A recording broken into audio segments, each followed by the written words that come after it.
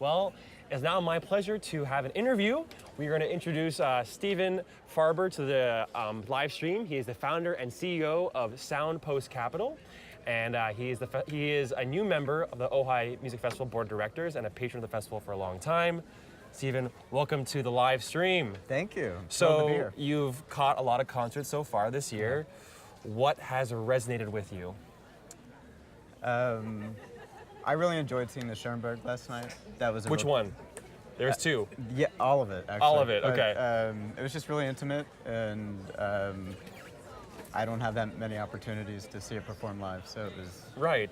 And Schoenberg is not a composer we've seen at Ojai too often in the last 5 years, and it felt really refreshing to hear in a way. Completely. And Verclair to Nacht, of course, it's the lush, the harmonies. I mean, it's hard not to love that piece. So, especially in this setting. How many Ojai festivals have you attended? It's probably around 4 at this point. Four. And what do you feel is different about this year with Barbara Hannigan? Well, I think you definitely feel the European influence. Mm-hmm. Obviously, there's the vocal aspect of it. Right. Having a strong female leader is nothing new here. Right, of course. But I think it's especially important today. Right, so, absolutely. Yeah. There's something that we always talk about here on the broadcast, which is how unique this festival is. And in many ways, which we can't express through the live stream, but it's about this community, this heavy audience interaction. I mean, the audience is literally sitting with the artists during the show. I mean, the players come on out and sit in the lawn. Yeah. What, for you, besides that, sets this festival apart from other festivals? Well, just that, the level of engagement, and you have an informed and educated audience, and I think that the performers and the artists feed off of that. Right. And it's just an energy that is really impossible to replicate anywhere else. So Absolutely. It makes for a really exciting environment that I'm not aware of anywhere else. Yeah, I've been doing the broadcast for 4 years now, and I can honestly say I've seen just about everything on that stage. And folk music is actually a standard here. Yeah. In the last 3 or 4 years, we've had a lot of folk music, a lot of world music. Yeah. We've had old music. We've had new music. It felt like a WOMAD concert tonight. And you got music that's dense and challenging, and also music that's just supposed to wash over you and meditate on, Right. For you personally, what do you find musically resonate most with here at the festival? Just in general, style. So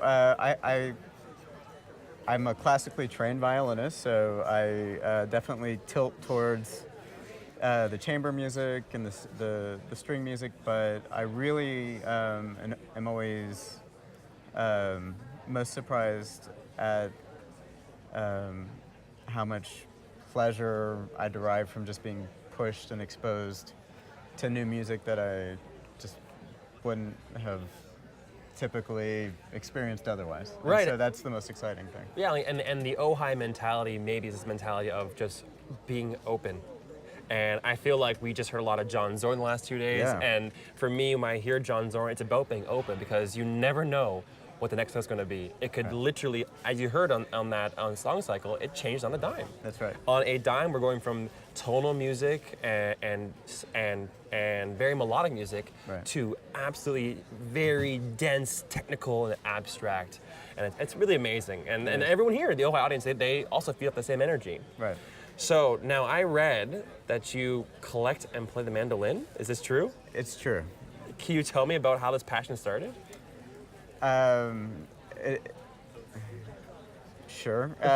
So I was a violinist, and I think it came more actually out of laziness. A mandolin is tuned in fifths like a violin, and there were times where I didn't want to take my violin out of the case, and it was just easier to sit back and play some Bach on a mandolin, and I fell in love with mandolins, and each one has its own personality. And you're a collector. I collect. How many are we looking at here? Oh, about 10. 10? I focused like pre-war, like 1912 to 28 Gibson mandolins. So Wow. they all have serial numbers. Fantastic. And I read that you are working with Jennifer Coe on a project called Arco.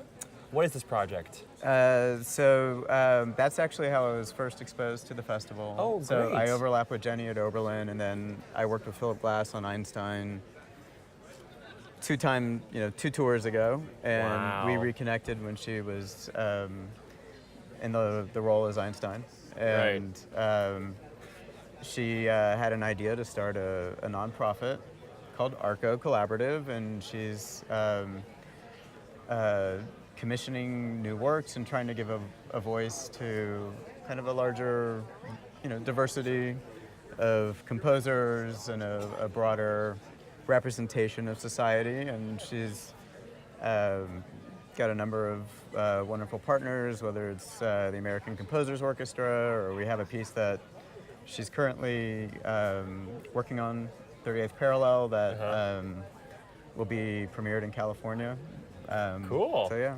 Yeah, Jennifer Coe is no stranger to the festival. She's played here a lot. In fact, I did see her running around yesterday. She was my guest sitting next to me. So Yeah, she was sneaking around. I Yeah. actually had lunch next to her, not with her, next to her, because the Ojai environment is you go to these restaurants and you're literally having lunch next to Barbara Hannigan or Jenny Coe, and that's great. That's how it goes here. Awesome. Yeah.